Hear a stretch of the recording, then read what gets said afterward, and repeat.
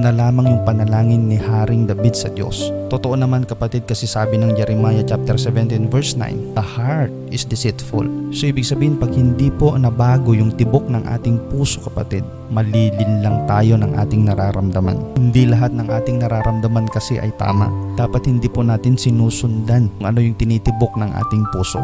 Ang ating paglilingkod sa Diyos ay hindi nakabase sa ating nararamdaman, kundi nakabase sa salita ng Diyos. Kaya kahit na nararamdaman po natin, kung hindi po in line doon sa word ni Lord, dapat po nating iwasan. Tignan mo kapatid, yung road rage, wala namang namamatay sa gitgitan eh. Pero noong nagpadala na sila sa kanilang galit, nagkabanggaan na sila, nag-uumapaw na yung galit sa kanilang mga puso, doon na nagkaroon ng gulo. Doon na nagkaroon ng patayan. Pero kung napigilan sana nila at hindi sila sumunod sa kanilang nararamdaman, wala sanang mapapahamak. Sa mga nambababae, sa mga nanlalaki,